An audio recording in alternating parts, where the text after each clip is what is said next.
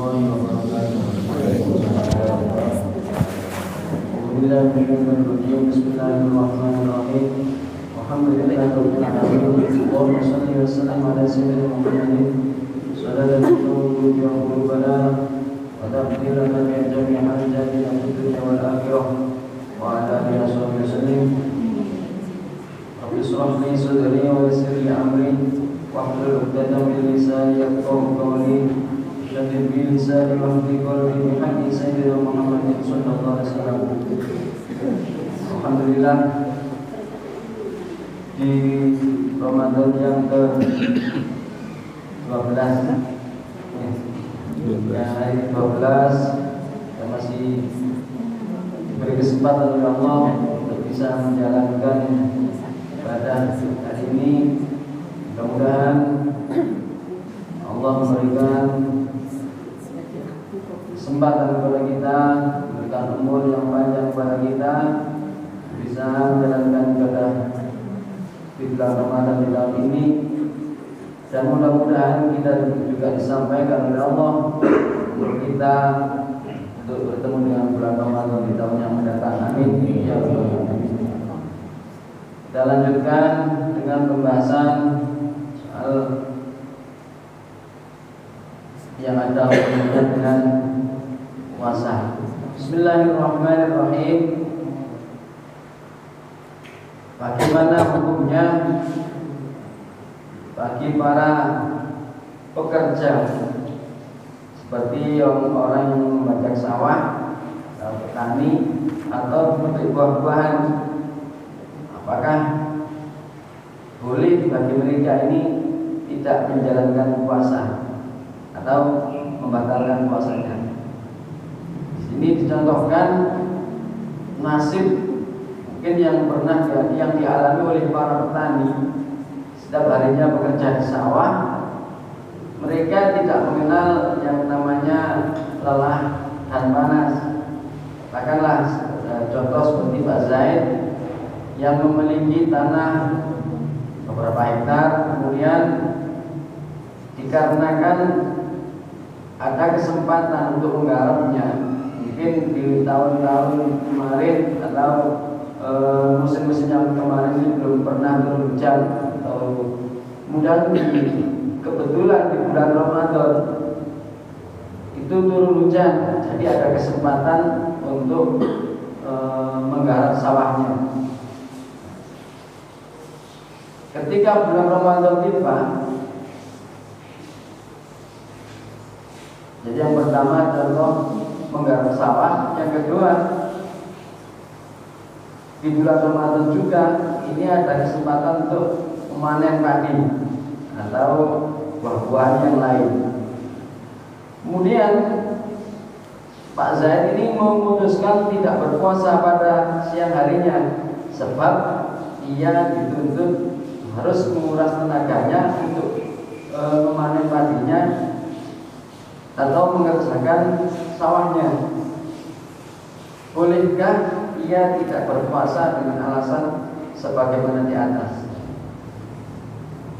Jawabannya tidak boleh, kecuali dia memenuhi 6 persyaratan yang nanti akan kita bahas. Kecuali ya seperti ya persyaratannya nanti kita bahas satu persatu. Dia tetap wajib mengqadha puasanya seandainya dia membatalkan puasa di waktu yang lain.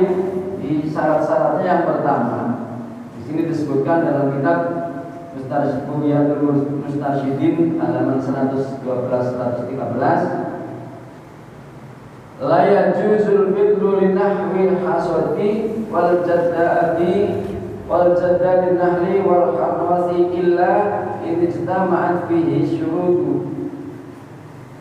Tidak diperkenankan membatalkan puasa bagi seorang pekerja seperti orang yang memetik padi, kemudian memanen buah-buahan kurma atau penggarap sawah, tidak diperbolehkan membatalkan puasa kecuali dia memenuhi persyaratan yang terkumpul di atas tadi, ya jumlahnya ada 6, sama ada 6. Yang pertama, Allah yumkina takhirul asali ila syawal. Yang pertama, tidak mungkin menunda pekerjaan tersebut atau memanen padi tersebut sampai di bulan Syawal. Yang pertama, ya ada mungkin kalau yang di sini mungkin kalau di depan rumah saya ada memang kalau sudah menguning, misalkan dipanen di minggu kedua bulan Ramadan sudah waktunya memang. Kemudian nggak dipanen-panen sampai menunggu bulan Syawal. Nah, ini rusak nanti padinya. Itu syarat pertama. Jadi pekerjaannya ini tidak padi tersebut tidak bisa ditunda, harus dipanen sebelum bulan Syawal. Ini gimana kalau nggak panen nanti salah yoyo. Apalagi seperti yang tahun-tahun yang kemarin itu, jadi sudah mau Lebaran, yang tukang manennya ini nggak ada, sudah masuk waktu Lebaran, mungkin itu sudah sedang berlebaran ke saudara-saudaranya. Di padi itu sampai rokok-rokok, sampai rusak. Mungkin dengan syarat persyaratan seperti itu yang pertama, jadi nggak bisa ditunda. Yang kedua,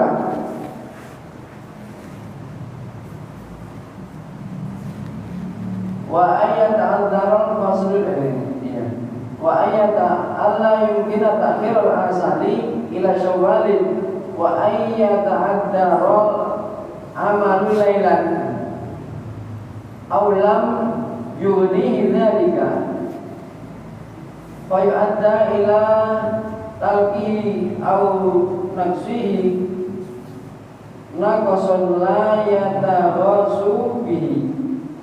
Kemudian tidak bisa dikerjakan atau memanennya ini tidak bisa dikerjakan di waktu malam.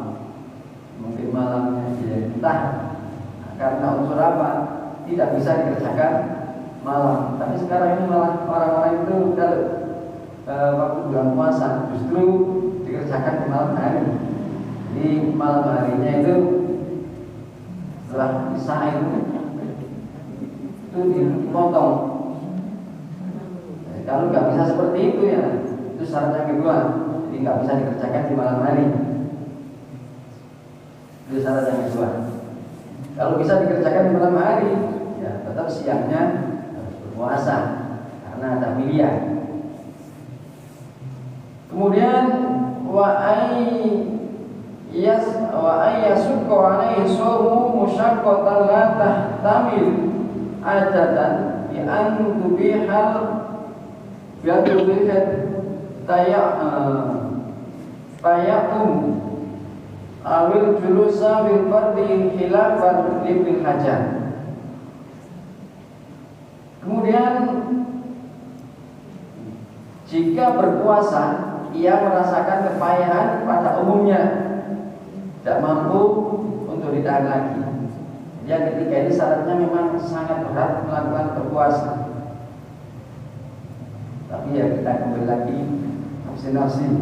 Kalau memang orangnya ini bisa tahu apa yang terkandung di dalam bulan puasa, keutamaan yang terkandung dalam bulan puasa, insya Allah dengan seberat apapun ia akan berusaha semaksimal mungkin menjalankan ibadah puasa di siang harinya. Jadi kalau yang ketiga ini syaratnya jika ia berpuasa kemudian merasakan payah yang pada umumnya tidak mampu untuk ditahan lagi, misalnya kepayahan tersebut sampai pada taraf yang memperbolehkan tayakum. Tayakum ini secara umum memperbolehkan orang tersebut melakukan atau mengambil rukhsah atau keringanan tidak berpuasa, atau memperbolehkan ketika duduk melakukan sholat fardu. Jadi dengan pekerjaan yang sangat berat ini sampai-sampai itu mungkin nggak berdiri lah, atau mungkin dengan berdiri dia sangat upaya, tapi sudah berusaha tidak mokel, tidak ditor di siang itu. Tapi kalau sudah seperti itu, kemudian dia dengan menyesal, tapi dengan kewajiban sebagai kepala keluarga yang harus dipenuhi, akhirnya dia mengambil rukhsah atau keringanan tidak berpuasa di siang itu insya Allah masih diperbolehkan. Itu syarat yang ketiga. Kemudian yang keempat, wa ayyam lailan wa yashaba sha'iman fala yuftiru illa inda wujudil udri. Syarat yang keempat, di malam harinya ia tetap berkewajiban niat puasa, dan pada hari pagi harinya juga dalam keadaan berpuasa.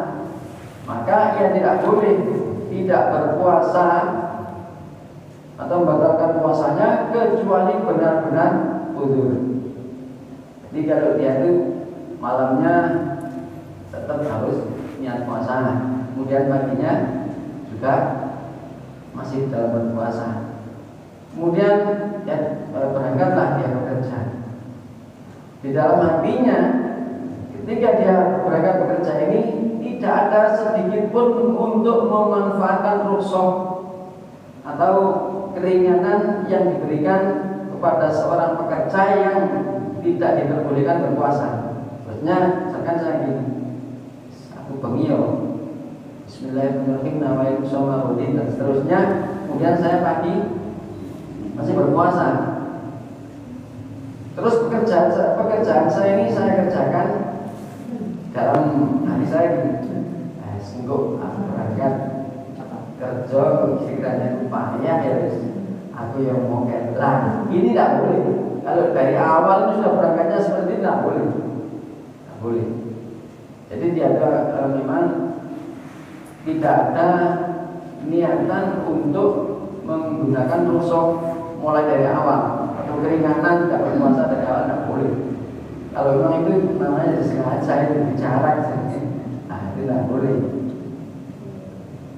Kemudian yang keempat, wa ayyam yatarahhasu bil fitri liyutamayyiza fitru al-mubahu an ghairihi kamaridotin kamariyadin aw aradul fitra lil marada fala budda ayyan biya bi fitri rukhsatan aidan. Syarat yang nomor 5, ketika ia membatalkan puasanya, ia wajib melakukan rukhsah. Jadi kalau keringanannya tadi itu boleh niat dia itu mengambil rukhsah atau keringanan tidak berpuasa. Tapi setelah jadi mulai dari awal ini tidak ada niatan untuk seperti itu. Tapi karena sudah kepayan di sawah, di siang hari itu harus mengangkut padi karungan dari tengah dibawa ke pinggir, akhirnya sudah namanya dahaga ini nggak bisa ditahan. Akhirnya dalam hatinya saya berniat mengambil rukhsah atau keringanan yang diberikan oleh Allah. Tapi kalau memang orang itu benar-benar melakukannya, dia yang menyesal. Tapi itu diperbolehkan. Kalau tidak, ya tetap tidak boleh. Maksudnya tidak ada niatan dari awal ini dia sudah mengambil ancang-ancang tak mau kelelek kuat, tidak boleh kan seperti itu. Jadi contoh tersebut, orang yang sakit ketika ingin membatalkan puasanya, membatalkan puasa karena sakitnya, maka ia wajib niat untuk melakukan rukhsah dengan tidak berpuasa. Jadi kalau orang sakit ini mokelnya ini tidak dibarengi dengan rukhsah atau niat saya mengambil keringanan yang telah diberikan oleh Allah karena bukan sakit-sakit yang sakit kepala yang biasa-biasa, taruh pilek atau gerges sampai tidak puasa, tidak seperti itu. Mungkin sakitnya ini karena tuntutan dari dokter harus makan, harus ada isinya perutnya. Kalau tidak seperti itu mungkin dia akan mual atau apa yang menyebabkan sakitnya tambah parah. Dengan anjuran dokter tersebut, akhirnya dia membatalkan puasanya dengan mengambil rukhsah atau keringanan yang diberikan oleh Allah. Nah, ini boleh. Kemudian yang nomor 6, wa alla yaksuda dalikal amalu wa taklifu nafsihi limahdil tarakhusi bil fitri wa illa amdani'ah. Yang nomor 6 ini tidak ada tujuan menjadikan pekerjaan dan kepayahan dirinya karena semata-mata untuk perantara mendapatkan rukhsah dari Allah SWT.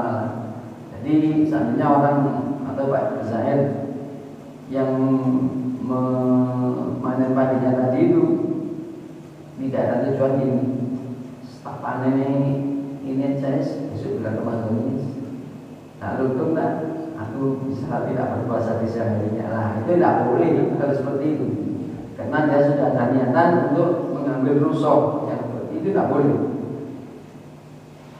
Bagaimana kalau seperti itu ya? Ya berdosa. Jadi tidak ada yang namanya keringanan untuk tidak berpuasa. Jika syarat-syarat di atas tidak dipenuhi, maka jika syarat-syarat di atas ini dipenuhi, maka ia diperbolehkan untuk membatalkan puasa, baik pekerjaan tersebut untuk dirinya sendiri ataupun untuk orang lain. Yang pertama tadi Pak Zaid ini memang dikerjakan sendiri.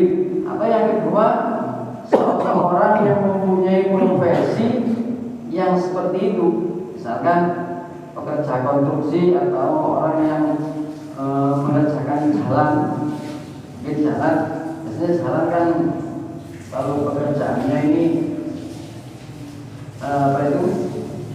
enggak seperti orang-orang pekerja seperti biasanya, karena biasa orang mengerjakan jalan ini non-stop, di siang itu full mungkin, terus malamnya dikobot lagi, kemudian dan memenuhi persyaratan di atas, bolehlah dia mengerjakan atau mengambil rukhsah.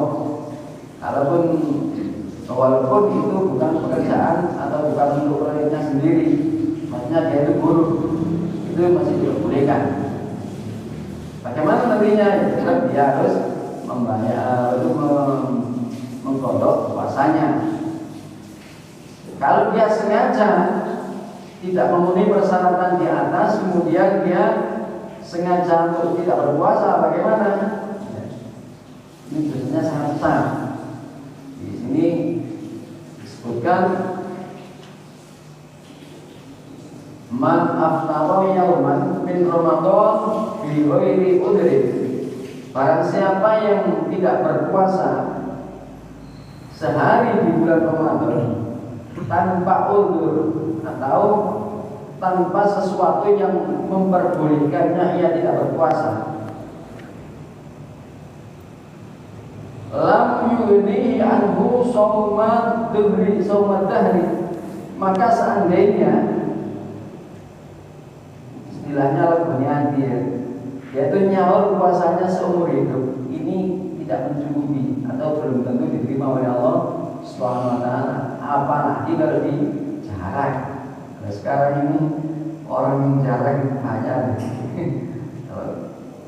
Mungkin sebagian kita mungkin ya banyak lah yang tahu. Jadi sebenarnya dia itu ya repot ya kan, bagi orang yang mungkin menikmati betul, kemudian mengagungkan betul apa yang ada di bulan Ramadan, kemudian menggunakan kesempatan dengan baiknya. Ada orang tidak berpuasa itu kok sayang gitu, dia sudah diberi kesempatan untuk mengurusi Allah, kemudian Allah ini menyuruh kita berpuasa ini bukan untuk untuk Allah SWT, enggak, untuk kita sendiri. Itu kok tidak dikerjakan. Itulah gimana kalau Allah tidak menghendaki orang itu untuk melakukan atau tidak diizinkan orang itu untuk beribadah kepadanya, ya seperti itu. Bagaimana lagi? Ya, kita alhamdulillah, makanya kita yang berpuasa ini kita melihat itu sebagai iktibar, sebagai contoh. Itulah orang kita alhamdulillah kita oleh Allah masih diberikan kesempatan untuk melakukan ibadah kepadanya. Jadi kita gunakan sebaik-baiknya. Kalau kita diposisikan seperti itu, betapa malunya nanti kita di hadapan Allah ketika di akhirat. Kita sudah diberi umur, kemudian kita dianjurkan untuk berpuasa, kemudian apalagi kalau sudah dipertemukan dengan Rasulullah, kita mau mengaku menjadi umatnya tapi tidak malu. Betapa malunya orang yang sudah mengikuti aja, kemudian ada kesalahan-kesalahan, itu aja masih malu. Itu di hadapan Rasulullah, apalagi orang yang jarang tidak melakukan puasa di siang harinya. Ini mudah-mudahan kita itu masih diberi kesempatan oleh Allah, diberi keringanan, diberi kemudahan untuk bisa menjalankannya. Mungkin itu saja yang bisa saya sampaikan. Ada kurang lebihnya, mohon maaf yang sebesar-besarnya. Mudah-mudahan bermanfaat bagi kita semua. Amin. Mungkin ada pertanyaan, monggo. Oke. Sedikit di luar konteks pembahasan Ustaz tadi, tapi masih di dalam kerangka ibadah. Saya pernah baca di Sahih Muslim, hadis Sahih Muslim. Di situ dinyatakan setelah sholat Jumat itu tidak diperkenankan untuk melakukan ibadah sunnah, termasuk ba'diyah. Tapi banyak di antara kita, saya lihat masih melakukan itu. Saya sendiri bingung, ini ibadahnya apa ini? Nah, kira-kira bagaimana pendapat Muslim? Ini di dalam kitab Sahih Muslim itu diterangkan setelah sholat Jumat tidak ada ibadah ba'diyah, atau sebelum sholat Jumat tidak ada qobliyah Jumat. Memang jadi ibadah qobliyah ba'diyah ini itu termasuk sholat rawatib yang adanya ba'diyah zuhur, qobliyah zuhur. Karena berketepatan dengan hari Jumat, ini istimewa ulama menganjurkan. Jadi karena kalau qobliyah zuhur, ya memang itu waktu itu bukan mengerjakan sholat zuhur. Tapi seandainya kita mengerjakan setelah masuk waktu zuhur atau masuk waktu sholat Jumat, ini kita mengerjakan 2 rakaat qobliyah Jumat atau sebelum mengerjakan sholat Jumat, itu masih diperbolehkan. Begitu pula setelah ba'diyah Jumat, kita sholat 2 rakaat ba'diyah Jumat atau ba'diyah zuhur dengan niatan ba'diyah zuhur, tapi yang dikerjakannya ya 2 rakaat tadi, itu juga diperbolehkan. Jadi tidak apa-apa, kita kerjakan tidak apa-apa. Tetap kita mendapatkan itu pahala ba'diyah zuhur atau ba'diyah Jumat. Ustaz, saya tanya Ustaz, bolehkah sholat sunat tarawih ditambah dengan sholat sunat hajat, sholat sunat obat, begitu? Bolehkah ditambah niatnya? Bolehkah ketika kita sholat tarawih kemudian kita double dengan niat sholat hajat dan sholat lainnya, gitu? Itu apa gimana? Apa ditambah rakaatnya lagi? Tidak mengikuti ditambah niatnya. Jadi sendiri-sendiri gitu ya sholatnya. Barang imam. Oh, bareng imam. Cuma niatnya sendiri bisa apa? Oh, Satu sholat. satu sholat dengan beberapa niat. Tapi jamaah Tapi jamaah. Iya. Gitu ya. tidaklah.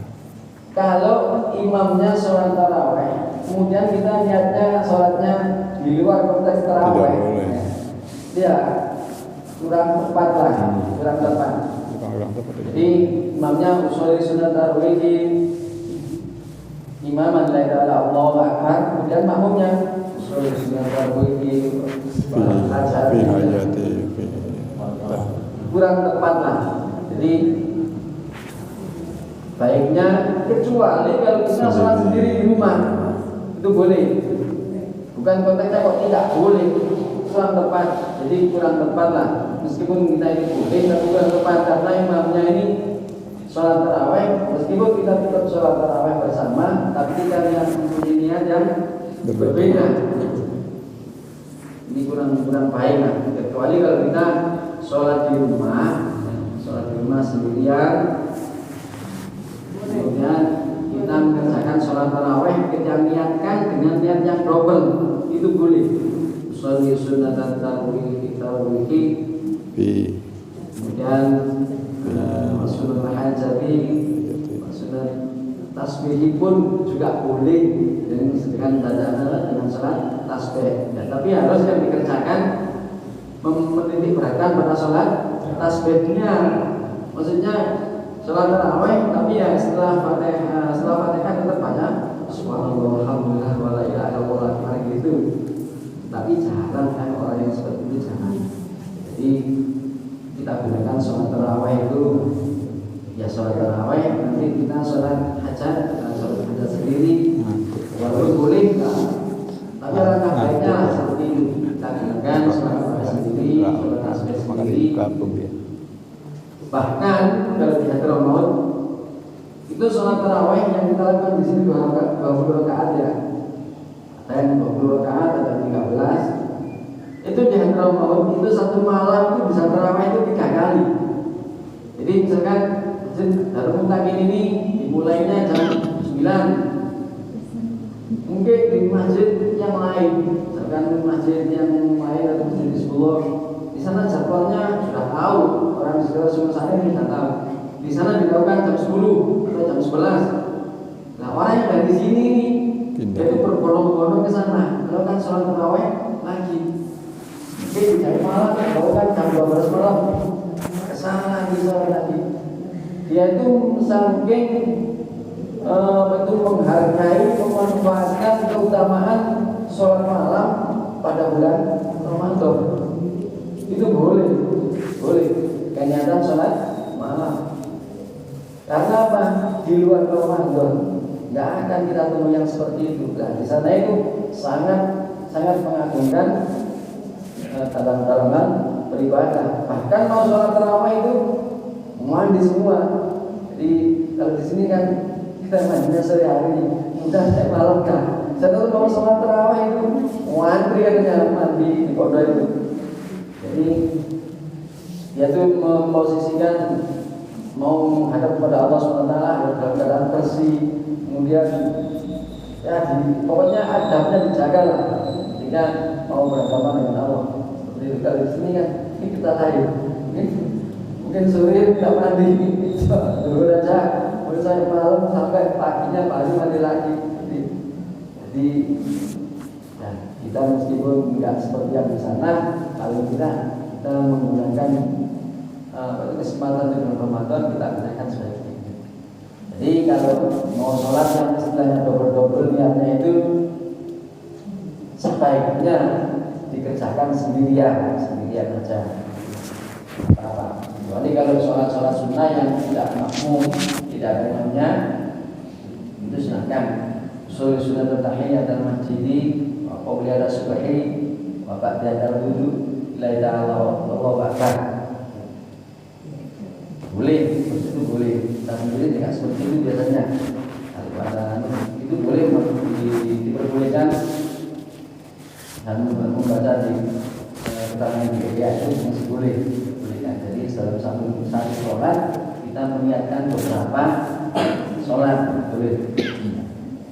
Mungkin ada yang lain yang ditanyakan? Terima kasih Ustaz.